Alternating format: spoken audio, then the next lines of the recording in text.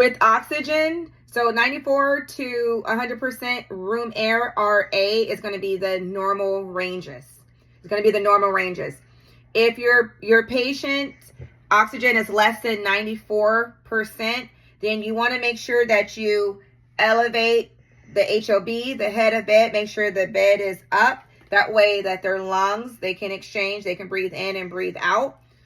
And then you also may want to check the pulse oximeter on the opposite hand. Because this is going to range. Like some like if you do the blood pressure on like one arm, it's like different than the other. Like sometimes it's higher or lower.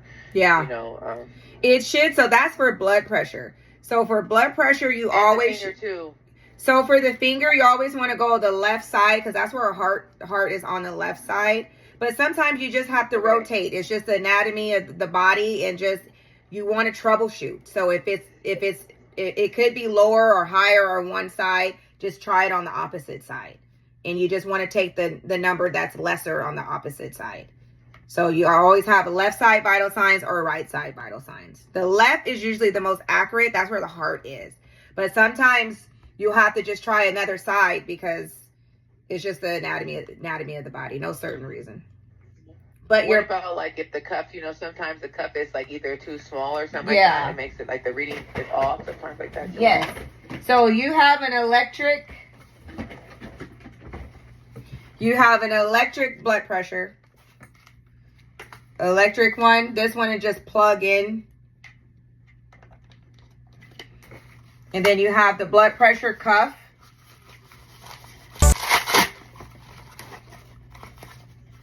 You have the blood pressure cuff. You'll know which side it goes on because the arrow of the hand is going down. So that's how you'll know. Just look at the pictures. The pictures is going to be your roadmap that's on there. And then you put it onto there's an arrow. That arrow is going to go over your brachial artery. So you have an artery, you have the artery on your wrist. What is this pulse? What's this pulse called? Radial. Ding, ding, ding, ding, ding. Radial pulse. Very good. And then you have a pulse on the break of your arm. Brachial. Brachial. Ding, ding, ding, ding, ding. So you want to put the blood pressure cuff about 1 inch above the brachial pulse on the left-hand side of the body. That's for the blood pressure. And we're going to be practicing that shortly. I'm just explaining it. Okay? So when you're checking your patient's blood pressure, you're always going to check on the left side of their body because that's where the heart is at. Now, there's going to be a few different indicators to where you cannot check the blood pressure on the left side. What is that? If they have two IV. Boom. If they have an IV or a tube, you're not going to put it on that side. If they had a If they had if they had a mastectomy, if they had breast cancer, you're not going to put it on that side. Why? Because the veins can be blown out from the surgery. So what happens if they had a double mastectomy? They had a removal of both breasts. You put it on their calf or their thigh. Boom. You put it on the calf. Behind the kneecap. Behind the knee is like the kneecap is the patella. We're getting into anatomy now. These are just the names of the body. So behind the knee is papatella. That's where it's, if you feel behind your knee right now, and you just give it a second and take a deep breath, you're going to feel a pulse. You have a pulse behind your knee. That's where you will put the blood pressure cuff. Now, like what Dominique was saying, give or take, the blood pressure cuff has to be the right size. If it's too small, it's not going to work. If it's too big, it's not going to work. It has to be the right size. I've seen blood pressure cuffs from this little to like this big. No cap. Just depends. Infant to bariatric. Bariatric is a patient, could be from, 300 plus pounds. Just say. 300 plus. Bariatric. Special equipment, special everything. All right. So this is the electronic blood pressure machine. For testing purposes, you're not for headmaster and credentia. It's just you guys won't have it. But when we go to the facility, you guys are going to be practicing on the electronic, because that's the only blood pressure machines that they use is the electronic blood pressure machines. Very simple. You just have to know where the power button is. Turn it on and start and stop. Okay? Nice.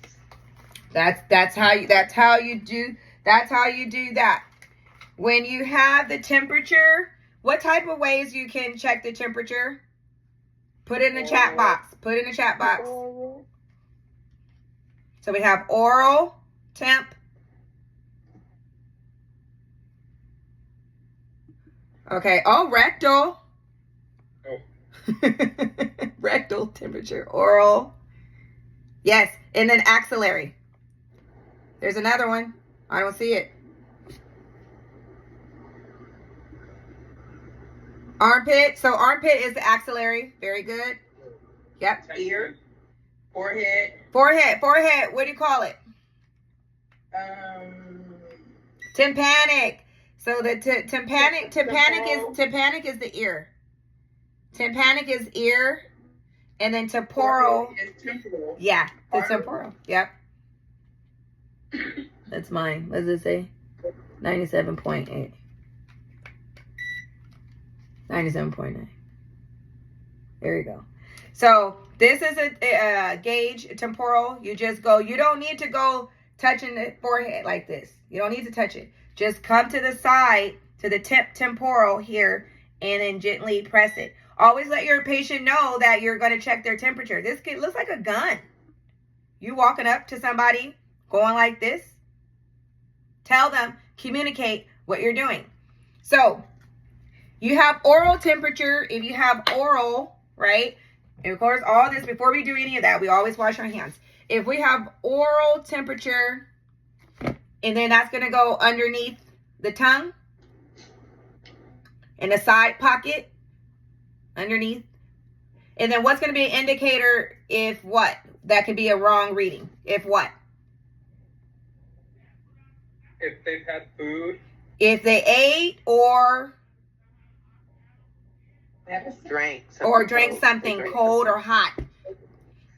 That's going to be an indicator where it can throw off. So if your patient just drank, you always ask, have you had anything to eat or anything to drink? Or another one. Eat, drink, or what? Smoke. Ding, ding, ding, ding, ding. Eat, drink, smoke. Then you're not going to even waste your time. You're just going to do a temporal. Okay? If your patient has an oral temperature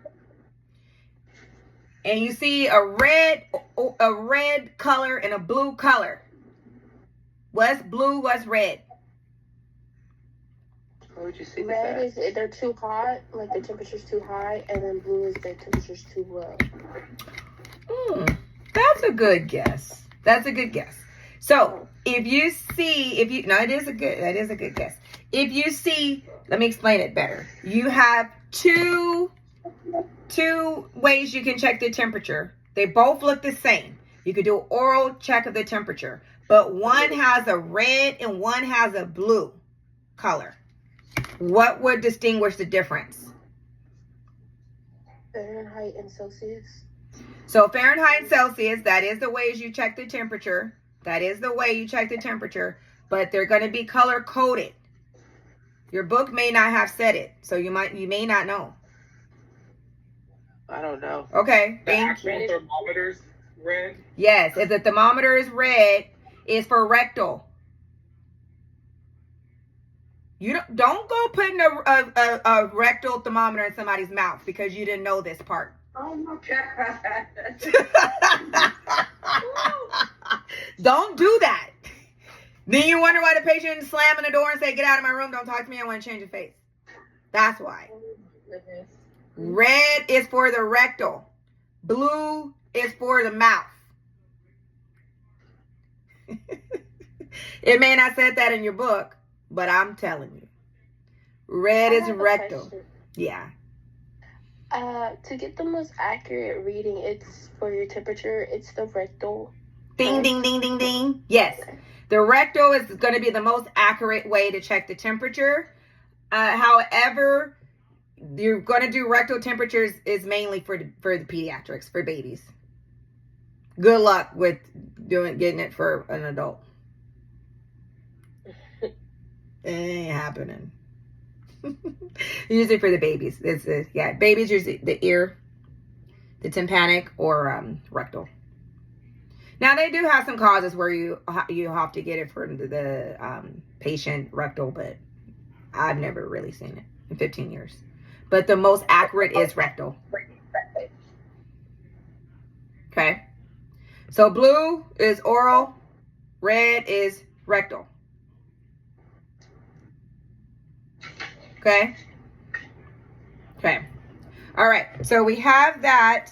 And then, so we have, okay, oral temp, temporal, axillary, rectal. We got the ranges. Okay. And then pulse. Pulse is going to be, you're going to check the radial pulse for 60 seconds. 60 seconds. So I want everyone to feel their pulse. How you can feel it, you start from the thumb and then you trace it to the wrist. Take 2 fingers and palpate. That's how you're going to feel a rectal pulse. You feel it?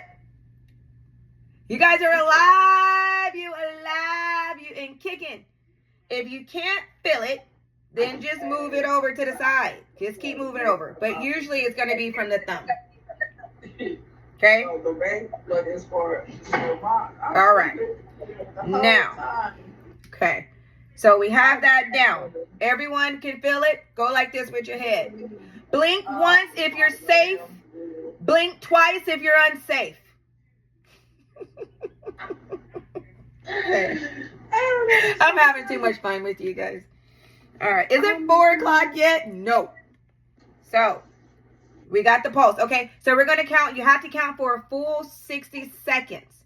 But can we do 15 minutes and times it by 3? No.